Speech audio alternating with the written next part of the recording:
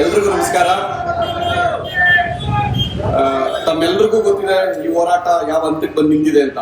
ಆದ್ರೆ ಹೋರಾಟ ಮಾಡುವ ಸಂದರ್ಭದಲ್ಲಿ ಮೊದಲಿಗೆ ದೌರ್ಜನ್ಯ ಷಡ್ಯಂತ್ರವನ್ನ ನಾವೆಲ್ಲ ಎದುರಿಸಿದ್ವಿ. ಆ ಷಡ್ಯಂತ್ರದ ಭಾಗವಾಗಿ ನನ್ನ ಅನೇಕ ಸ್ನೇಹಿತರು, ನನ್ನ ಕ್ಲಾಸ್ಮೇಟ್ಸ್, ನನ್ನ ಜೊತೆ ಓದಂತವ್ರು ನನ್ನ ವಿರುದ್ಧ ಮಾತಾಡಿದ್ರು ಸಿಟಿ ಕೋರ್ಟಲ್ಲಿ ನಿಂತ್ಕೊಂಡು. ಆದ್ರೆ ನಾನು ಯಾವತ್ತೂ ಎದುರ್ಲಿಲ್ಲ. ಆದ್ರೆ ಒಂದು ಏನಪ್ಪಾ ಅಂದ್ರೆ, ಇಷ್ಟೆಲ್ಲ ಹೋರಾಟಗಳ ನಡುವೆ ನೀವು ಒಂದೇ ಒಂದನ್ನ ಗಮನಿಸಬೇಕು. ಷಡ್ಯಂತ್ರ ಅಂತಾರೆ. ಆದ್ರೆ SIT ರಚನೆ ಆದ 2 ದಿವಸಕ್ಕೆ ನೆಕ್ಸ್ಟ್ ಡೇನೆ ವೀರೇಂದ್ರ ಹೆಗಡೆ ಅವರ ಬ್ರದರ್ ಮುಖ್ಯಮಂತ್ರಿಯವರ ಮನೆಗೆ ಹೋಗಿ ಕೃತಜ್ಞತೆಯನ್ನು ಸಲ್ಲಿಸ್ತಾರೆ. ಕಾರಣ ಏನು? ಆ ಪ್ರಕರಣದಲ್ಲಿ SIT ತನಿಖೆ ಮಾಡ್ಬೇಕಾದ್ರೆ ಸೌಜನ್ಯ ಪ್ರಕರಣವನ್ನು ಹೊರಗಡೆ ಇಡ್ತಾರೆ. ಅದೇ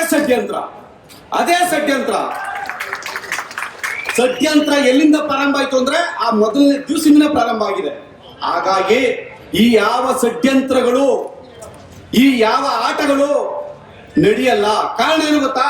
ನೋಡಿ, ಎಷ್ಟೋ ರಾಜಕೀಯ ಸಮಾವೇಶಗಳು ನಡೀತವೆ. 1 ಅವರ್ 2 ಅವರ್ಗೆ ಎದ್ದುಂಟಾಯ್ತಾರೆ ಜನ. ಆದ್ರೆ ಇವತ್ತು 10 ಪ್ರಾರಂಭ ಆದಂತ ಈ ಸಭೆ ಇವತ್ತು 3 ಗಂಟೆ ಆಗ್ತಾ ಇದ್ರು ಕೂಡ ಜನ ಹೀಗೆ ಕೂತಿದ್ದಾರೆ ಅಂದ್ರೆ ಈ ಹೋರಾಟಕ್ಕೆ, ಈ ಸೌಜನ್ಯಕ್ಕೆ ಇರ್ತಕ್ಕಂಥ ಶಕ್ತಿ. ಆ ಕಾರಣದಿಂದ ಈ ಹೋರಾಟ ಕೇವಲ ಧರ್ಮಸ್ಥಳಕ್ಕೆ ಸೀಮಿತವಾಗಿತ್ತು. ನಂತರ ಜಿಲ್ಲೆಗೆ ಬಂತು, ನಂತರ ರಾಜ್ಯಕ್ಕೆ ಬಂತು, ಇವತ್ತು ದೇಶಕ್ಕೆ ಬಂತು. ಇವತ್ತು ಅಂತಾರಾಷ್ಟ್ರೀಯ ಮಟ್ಟದಲ್ಲಿ ಚರ್ಚೆ ಆಗ್ತಾ ಇದ್ರೆ ಅದು ಸೌಜನ್ಯ ಇರುವ ಶಕ್ತಿ. ಸೌಜನ್ಯನ ಮತ್ತೆ ನೀವು ಮಣ್ಣಾಕಿ ತಿಂತಾ ಇದ್ರು ಕೂಡ ಅವಳು ಮತ್ತೆ ಎದ್ದು ಬರ್ತಾ ಇದ್ದಾಳೆ ಅಂದ್ರೆ ಅವಳಿಗಿರುವ ದೊಡ್ಡ ಶಕ್ತಿ.